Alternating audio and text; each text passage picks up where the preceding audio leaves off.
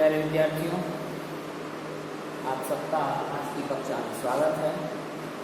आज हम लोग कक्षा 10वीं का सब्जेक्ट जो साइंस विज्ञान है उसका भाग रसायन विज्ञान, इसका एक महत्वपूर्ण चैप्टर तत्वों का वर्गीकरण है, इसका अध्ययन करेंगे।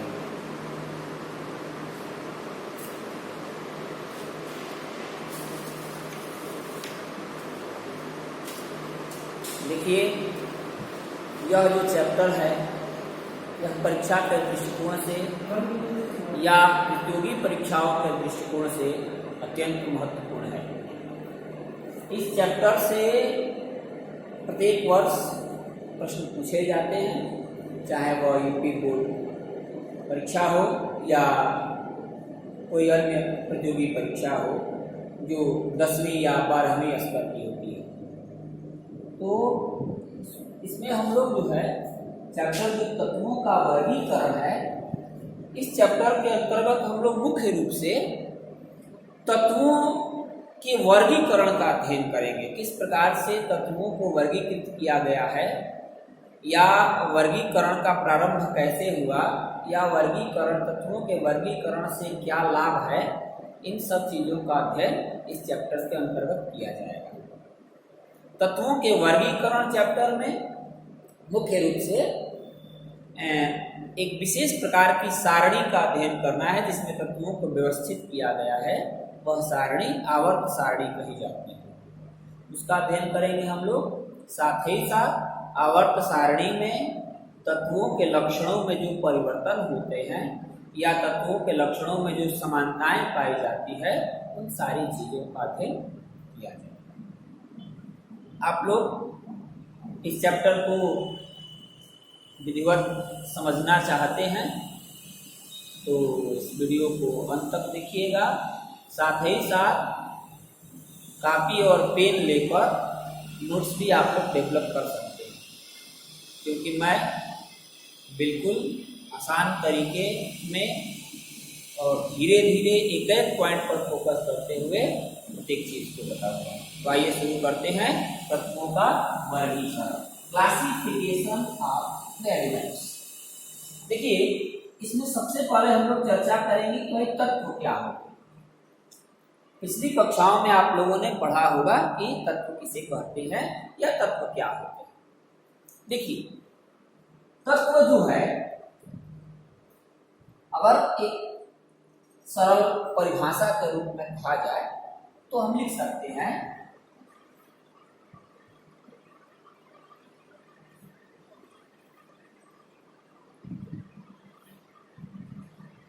समान प्रकार के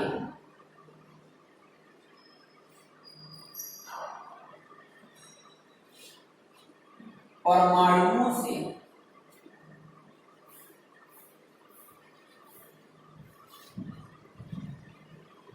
मिलकर बने शुद्ध पदार्थ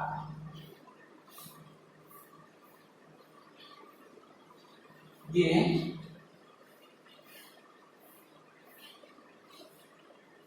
किसी भी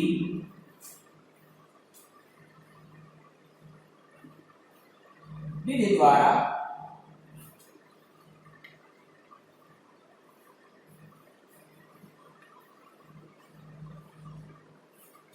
दो या अधिक भागों में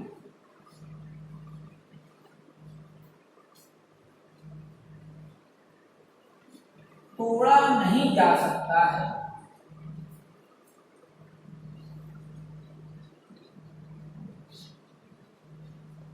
तथा जिनसे यौगिक बनते हैं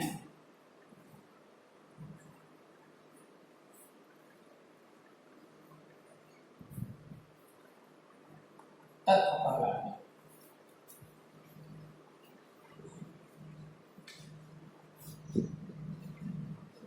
देखिए, हम लोग तत्वों का वर्गीकरण अध्ययन कर रहे हैं, तो सबसे पहले आप तत्व के विषय में जानेंगे तत्व क्या होता है। उसके बाद वर्गीकरण भी बताएंगे और वर्गीकरण का कारण भी बताएंगे कि वर्गीकरण क्यों किया जाता है। तो जैसा कि हमने एक सरल डिफिनेशन लिखा है कि समान प्रकार के परमाणुओं से मिलकर बने शुद्ध पदार्थ, ये तत्व शुद्ध पदार्थ होते हैं।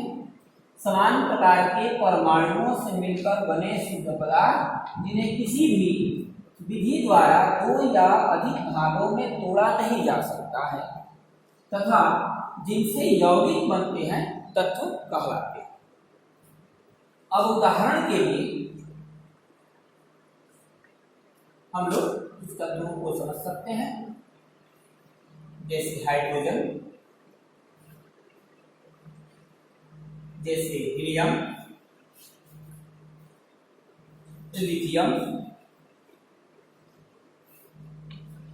बेरिलियम,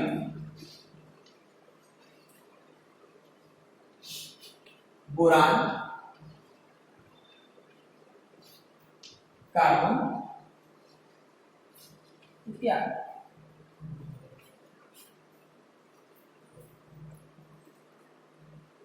दसवीं के विद्यार्थियों को कम से कम 30 तत्वों का नाम, उनका परमाणु क्रमांक और उनका परमाणु भाग कंठस्थ कर लेना चाहिए, जिससे कि आपको रसायन विज्ञान में काफ़ी मदद मिलेगी कई कंसेप्ट को समझने में और कई प्रकार की आंकिक गणनाओं को करने में भी काफ़ी मदद मिलेगी। तो कम से कम 30 तत्वों को, जिसका प्रथम तत्व हाइड्रोजन होता है, हाइड्रोजन से लेकर जी तक 1 to 30 हाइड्रोजन से लेकर जी तक तत्वों को याद कर लेना चाहिए। तो अभी हमने देखा कि तत्व किसे कहते हैं। तो हमने आपको बताया कि समान प्रकार के परमाणुओं से मिलकर बने शुद्ध पदार्थ जिन्हें किसी भी विधि द्वारा दो या अधिक भागों में तोड़ा नहीं जा सकता है तथा जिनसे यौगिक बनते हैं तत्व कहलाते हैं, जैसे कि hydrogen, helium, lithium, beryllium, boron इत्यादि। अब दूसरी चीज क्या है, तत्वों का वर्गीकरण। ये क्या चीज है, तत्वों का वर्गीकरण। तो थोड़ा सा तत्वों का वर्गीकरण समझने के लिए वर्गीकरण पर फोकस किया जाए कि वर्गीकरण क्या होता है। वर्गीकरण का तात्पर्य यह होता है कि समान गुणों अथवा भिन्न गुणों को आधार बनाकर पदार्थों को, वस्तुओं को, चीजों को एक साथ रखना, यह वर्गीकरण, क्लासिफिकेशन है। जैसे कि आपके पास 10 गेंदे हैं। अब 10 गेंद है, कुछ गेंद लाल रंग की है और कुछ गेंद हरे रंग की है। हमने कहा कि आप जो है इसका वर्गीकरण कर दीजिए। तो आप समूह बनाएंगे, 2 समूह बना लिए। आपने कहा कि भाई हरी गेंदों को एक साथ रखेंगे, लाल गेंदों को एक साथ रखेंगे। तो वर्गीकरण का जो आधार है वो समानता और भिन्नता दोनों ही होता है। आपने समानता के आधार पर हरी गेंदों को एक साथ रखा और भिन्नता के आधार पर लाल गेंदों को हरी गेंदों से पृथक किया। तो वर्गीकरण का मतलब होता है गुणों में समानता के आधार पर पदार्थों को एक साथ रखना। यदि हम तत्वों का वर्गीकरण करें तो इसका तात्पर्य यह होगा कि तत्वों को उनके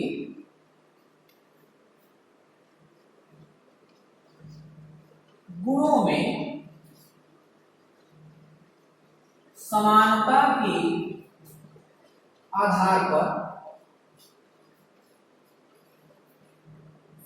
के आधार पर विशेष समूहों में रखना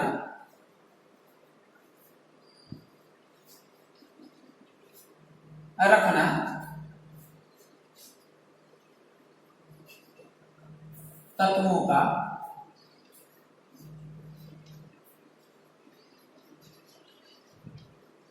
वर्गीकरण करवाना। देखिए सरल ढंग से हमने स्पष्ट किया कि भाई वर्गीकरण, तत्वों का वर्गीकरण क्या है। तो तत्वों को उनके गुणों में समानता के आधार पर विशेष समूहों में रखना तत्वों का वर्गीकरण कहलाता है। जो चीज हमने आपको बताया कि तत्व किसे कहते हैं, तो समान प्रकार के परमाणुओं से मिलकर बने शुद्ध पदार्थ जिन्हें किसी भी विधि द्वारा दो या अधिक भागों में तोड़ा नहीं जा सकता है तथा जिनसे यौगिक बनते हैं तत्व कहलाते हैं।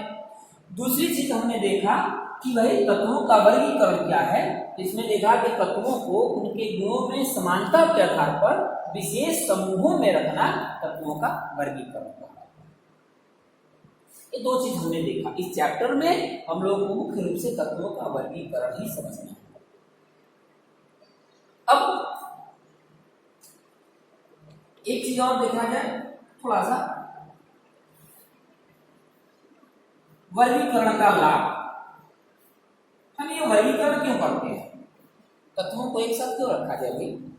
तो वर्गीकरण का लाभ यह है कि यदि हम तत्वों को समूहों में रखते हैं और एक समूह का अध्ययन कर लेते हैं तो उस समूह में रखे गए समस्त तत्वों के गुणों का अध्ययन हो जाता है।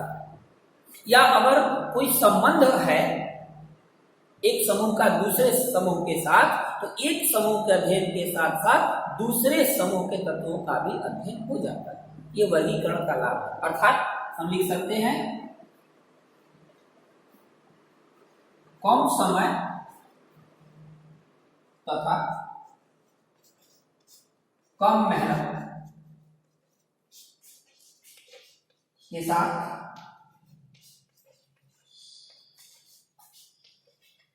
तत्वों के विषय में अधिक जानकारी प्राप्त करना।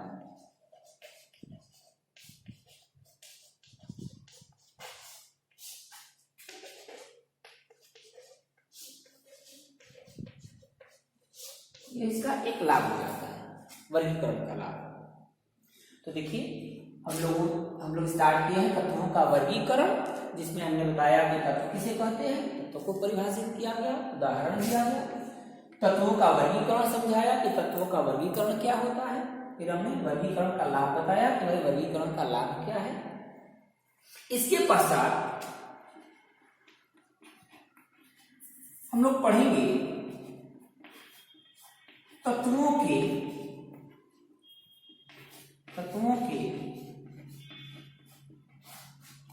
वर्गीकरण का प्रारंभ। वर्गीकरण का प्रारंभ यह मुख्य चीज है इस चैप्टर से। अब यहां से हम लोग स्टार्ट करते हैं भाई तत्वों के वर्गीकरण का प्रारंभ, स्टार्टिंग कैसे हुई, कैसे तत्वों को वर्गीकृत किया गया। तत्वों के वर्गीकरण के प्रारंभ के लिए थोड़ा सा हम लोग एक चीज और देखते हैं।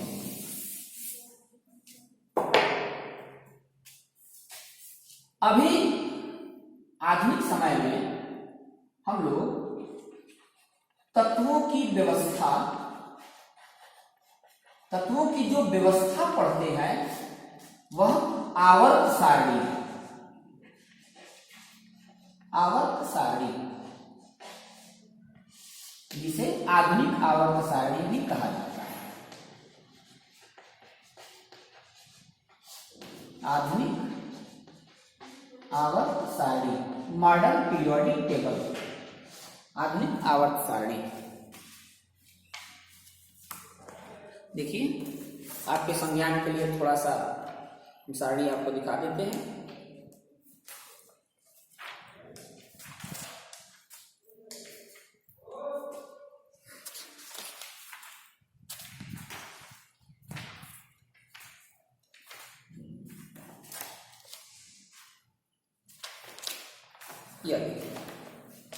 यह जो आप देख रहे हैं periodic table of the elements long form, ये जो है तत्वों की आवर्त सारणी का दीर्घ रूप। ये जो आप देख रहे हैं ये आधुनिक आवर्त सारणी है। इसमें तमाम प्रकार के तत्वों को रखा गया है समानता और भिन्नता के अनुसार। तो पूरे वैश्विक स्तर पर इस सारणी का अध्ययन किया जाता है तत्वों को समझने के लिए। इस सारणी को आधुनिकता में तैयार किया गया है, लेकिन यह सारणी जब नहीं थी तो प्रारंभ में सारणी की व्यवस्था क्या थी या तत्वों की व्यवस्था क्या थी, इसके विषय में हम लोग अध्ययन कर रहे हैं। तत्वों के वर्गीकरण का प्रारंभ कि तत्वों का प्रारंभ में वर्गीकरण किस प्रकार से हुआ, तत्वों को किस प्रकार से एक साथ रखा गया। जैसा कि अभी आप लोगों को दिखाया हमने कि यह आधुनिक आवर्त सारणी जो है ये तत्वों की आधुनिक व्यवस्था को प्रदर्शित करती है। यह आधुनिक आवर्त सारणी कैसे बन गई, कैसे डेवलप हुई, कैसे हम लोग इसका लाभ ले रहे हैं, तो उसके विषय में हम पढ़ रहे हैं कि तत्वों के वर्गीकरण का प्रारंभ किस प्रकार से तत्वों के वर्गीकरण की शुरुआत हुई, स्टार्टिंग हुई। आइए इस पर चर्चा करते हैं।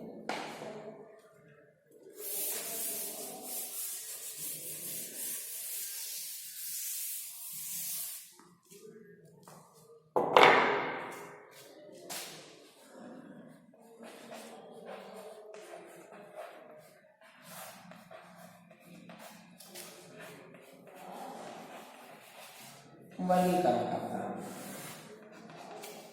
देखिए, जब 18वीं शताब्दी की स्टार्टिंग हुई, यानी यूं कहा जाए तो 18वीं शताब्दी के प्रारंभिक समय में बहुत ही कम तत्व ज्ञात थे। आपकी जानकारी के लिए बता दूं कि आधुनिकता में आज 118 तत्वों को प्रमाणित किया गया है। एक संस्था है IUPAC, आप लोग पिछली कक्षाओं में पढ़े होंगे या सुने होंगे नाम इसका, यदि नहीं सुने हैं तो समझ लीजिए। IUPAC, international union of pure and applied chemistry, international union of pure and applied chemistry, IUPAC। यह रसायन विज्ञान से संबंधित एक संस्थान है जो रसायन विज्ञान में जो नई खोज होती है, जो नए तत्वों को खोजा जाता है, नए पदार्थों को बनाया जाता है, नए सिद्धांतों को दिया जाता है, उनको प्रमाणित करने का काम, सर्टिफाइड करने का काम करती है IUPAC। तो IUPAC के द्वारा अभी तक 118 तत्वों को सर्टिफाइड किया गया है। बताया गया है कि 118 तत्व हैं, खोजे गए हैं प्रकृति में, जिनके गुणों का अध्ययन किया जा चुका है। लेकिन 18वीं शताब्दी के प्रारंभिक दशकों में बहुत कम तत्व ज्ञात थे। 25-30 तत्वों की संख्या ज्ञात थी, बाद में लगभग 60 के आसपास तत्व ज्ञात हुए। तो जब प्रारंभ में तत्व ज्ञात थे, उस समय वैज्ञानिकों के दिमाग में, रसायनज्ञों के दिमाग में यह बात आई कि तत्वों को व्यवस्थित किया जाए और व्यवस्थित करके उनका अध्ययन किया जाए, जिससे कि उनका अध्ययन आसान हो जाए, कम समय में हम ज्यादा से ज्यादा तत्वों को पढ़ सके, या एक ऐसी व्यवस्था में तत्व रहे कि उनका आवश्यकता अनुसार अध्ययन किया जा सके। तो इस प्रयास में, तत्वों को व्यवस्थित करने के प्रयास में विभिन्न वैज्ञानिकों का नाम आता है, विभिन्न रसायनज्ञों का नाम आता है। जैसे वर्गीकरण में एक नाम आता है वैज्ञानिक डोबरनियर का, कहीं कहीं डोबेराइनर भी आप पढ़ेंगे, डोबरनियर का नाम आता है। दूसरा जो नाम आता है वह न्यूलैंड का नाम आता है, वैज्ञानिक न्यूलैंड का नाम आता है। तीसरा इसमें वैज्ञानिक मेंडलीफ का नाम आता है।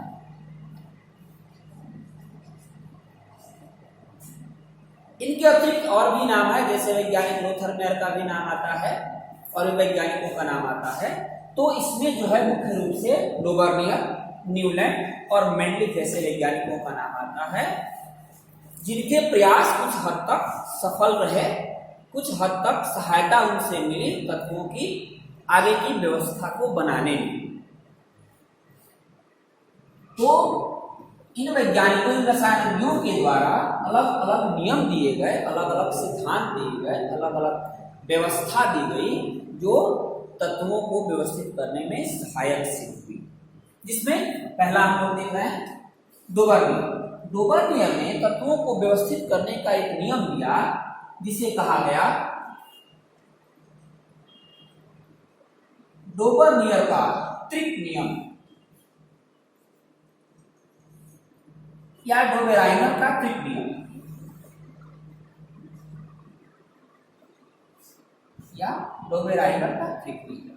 तो यह नियम क्या था समझिए।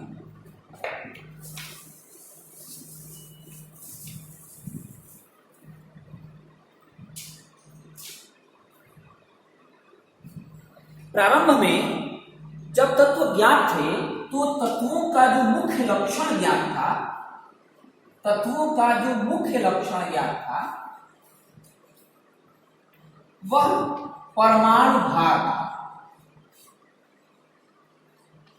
आज तत्वों का मुख्य लक्षण परमाणु क्रमांक है। परमाणु क्रमांक के आधार पर तत्वों को परिभाषित किया जाता है, तत्वों के गुणों की व्याख्या की जाती है, तत्वों की संरचना को स्पष्ट किया जाता है। परंतु प्रारंभिक समय में तत्वों का मुख्य लक्षण परमाणु भार ज्ञान था, परमाणु भार ज्ञान था। और इस परमाणु भार के आधार पर ही विभिन्न रसायनज्ञों ने अपने अपने तरीके से तत्वों को व्यवस्थित करने का नियम दिया, जिसमें पहला महत्वपूर्ण नियम पढ़ा जाता है डोबर्नियर का त्रिक नियम। डोबर्नियर ने तत्वों को व्यवस्थित करना प्रारंभ किया। उन्होंने परमाणु भार के आधार पर तत्वों को 3-3 के समूह में रखना प्रारंभ किया। 3-3 के समूह में रखने की व्यवस्था बनाई, जिसे कहा गया डोबर्नियर का त्रिक नियम। लेकिन उसमें खास बात यह थी कि 3 तत्वों की जो व्यवस्था बनाई गई उसमें पहले एक समूह के पहले और तीसरे तत्व के परमाणु भार के योगफल का जो औसत प्राप्त हो रहा था वो बीच वाले तत्व का लगभग परमाणु भार होता था। एक उदाहरण से आप लोग समझ सकते हैं डोबर्नियर का ट्रीटमेंट। देखिए, जैसे लिथियम, सोडियम और पोटेशियम की व्यवस्था। देखिए, एक साथ 3 तत्वों को रखा गया। लिथियम का परमाणु भार 7, सोडियम का परमाणु भार 23, पोटेशियम का परमाणु भार 47। तो त्रिक नियम के अनुसार एक समूह के जब पहले और तीसरे यानी 7 और 39 का औसत ज्ञात किया जाए तो यह लगभग दूसरे का जो सोडियम तत्व है उसका परमाणु भार प्राप्त हो जाता है। यह कहा गया डोबर्नियर का त्रिक नियम कि तत्वों को उनके परमाणु भारों के आधार पर 3-3 के समूह में रखो और ऐसा समूह बनेगा कि पहले और तीसरे तत्व के परमाणु भारों के योगफल का औसत दूसरे का परमाणु भार प्राप्त होगा। इस व्यवस्था को कहा गया डोबर्नियर का त्रिक नियम। लेकिन यह जो व्यवस्था थी डोबर्नियर के द्वारा जो दी गई थी, यह व्यवस्था अधिक तत्वों पर लागू नहीं हो सकी और असफल हो गई। यह व्यवस्था असफल हो गई। जब डोबर्नियर का त्रिक नियम असफल हो गया तब आए वैज्ञानिक न्यूलैंड, और न्यूलैंड ने एक नियम दिया जिसे कहा गया न्यूलैंड का अष्टक नियम। अष्टक नियम, न्यूलैंड का अष्टक नियम। डोबर्नियर के त्रिक नियम के बाद न्यूलैंड का अष्टक नियम आया। अभी देखिए अष्टक नियम क्या था। अष्टक नियम की व्यवस्था ठीक उसी प्रकार की थी जैसे भारतीय संगीत के सुरों की व्यवस्था है। भारतीय संगीत के सुरों की व्यवस्था क्या है आप लोग जानते होंगे, या नहीं जानते तो समझिए। भारतीय संगीत के सुरों की व्यवस्था है सा, रे, गा, मा, पा, धा, नी। ये देखिए सा, रे, गा, मा, पा, धा, नी। 1 2 3 4 5 6 7, 8वां जो सुर आएगा वह होगा सा। फिर रे, ये भी 8वां है दूसरे के लिए, गा तीसरे के लिए मा, और पा, धा, नी। इसमें प्रत्येक 8वां सुर अपने पहले वाले सुर के समान है। जैसे गा से काउंट किया जाए 1 2 3 4 5 6 7 8, 8 गा के बराबर है, समान है। तो इसी प्रकार से न्यूलैंड ने अपना नियम दिया, तत्वों को व्यवस्थित करने का नियम, जिसे कहा गया अष्टक नियम। इस नियम में क्या था कि जब तत्वों को व्यवस्थित किया गया, देखिए हाइड्रोजन, लिथियम, बेरिलियम। हीलियम को हमने छोड़ा क्योंकि उस समय हीलियम की खोज नहीं हुई थी। Hydrogen, lithium, beryllium, boron, carbon, nitrogen, oxygen. 1 2 3 4 5 6 7। आठवां जो तत्व था फ्लोरीन, वो पहले वाले तत्व से गुणों में समानता रखता है। Fluorine, sodium, magnesium, aluminium, silicon, phosphorus, sulphur. इसमें देखिए प्रत्येक आठवां तत्व अपने पहले वाले तत्व से गुणों में समानता रखता है। प्रत्येक आठवां तत्व, जैसे मैग्नीशियम, मैग्नीशियम किससे गुणों में समानता रखेगा भाई? तो बेरिलियम से। क्यों? क्योंकि बेरिलियम का आठवां तत्व मैग्नीशियम है। 1 2 3 4 5 6 7 8। प्रत्येक आठवां तत्व पहले वाले तत्व से गुणों में समानता रखता है। इसको कहा गया अष्टक नियम। इस नियम में क्या कहा गया कि तत्वों को जब उनके बढ़ते हुए परमाणु भारों के आधार पर रखा जाता है तो प्रत्येक आठवां तत्व अपने पहले वाले तत्व से गुणों में समानता रखता है। डुबल-एटॉमिक नियम कहता है कि तत्वों को उनके बढ़ते हुए परमाणु भारों के आधार पर जब 3-3 के समूह में रखा जाता है तो प्रत्येक समूह के पहले और अंतिम यानी तीसरे तत्व के परमाणु भारों के योगफल का औसत दूसरे का परमाणु भार होता है। और न्यूटन का अष्टक नियम कहता है कि जब तत्वों को उनके बढ़ते हुए परमाणु भारों के आधार पर रखा जाता है तो प्रत्येक आठवां तत्व अपने पहले वाले तत्व से गुणों में समानता रखता है।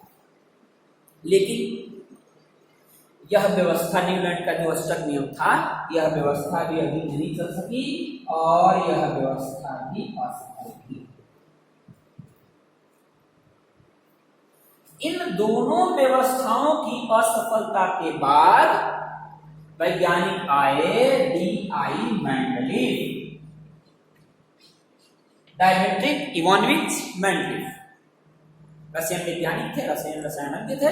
D.I. मेंडलीफ ने तत्वों को व्यवस्थित करने का एक बहुत ही बढ़िया नियम दिया जो काफी हद तक सफल रहा, जिसका आधार बनाकर आधुनिक आवर्त सारणी को डेवलप किया गया है, मॉडर्न पीरियोडिक टेबल को डेवलप किया गया है।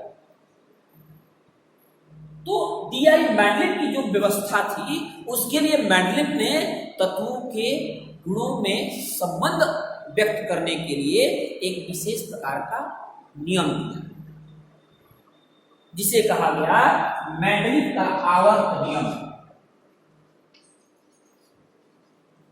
मेंडलीफ का आवर्त नियम, आवर्त शब्द का उन्होंने प्रयोग किया।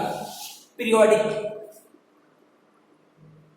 Law, Mendeleev periodic law, Mendeleev का आवर्त नियम। अब ये आवर्त क्या लगा दिया उन्होंने? आवर्त किसे कहते हैं? आवर्त का तात्पर्य होता है एक ही गुण का बार बार आना, एक ही गुण का बार बार आना। तो उन्होंने अपने नियम को कहा आवर्त नियम, अर्थात एक ही गुण का बार बार आने का नियम। मेंडलीफ ने तत्वों को व्यवस्थित करने का जो नियम दिया उसे कहा गया मेंडलीफ का आवर्त नियम। इसका तात्पर्य होता है तत्वों के गुणों के बार बार आने का नियम, समान प्रकार के गुणों के बार बार आने का नियम। प्यारे विद्यार्थियों, मेंडलीफ के आवर्त नियम पर हम लोग अगली वीडियो में चर्चा करेंगे। इतनी चीज आपको बताए, इसे आप ध्यानपूर्वक समझें, देखें और इसके लिए नोट्स डेवलप करें। अगली वीडियो जल्द आपके सामने आएगी, इसमें हम लोग पढ़ेंगे मेंडलीफ का आवर्त नियम और उसके बाद आगे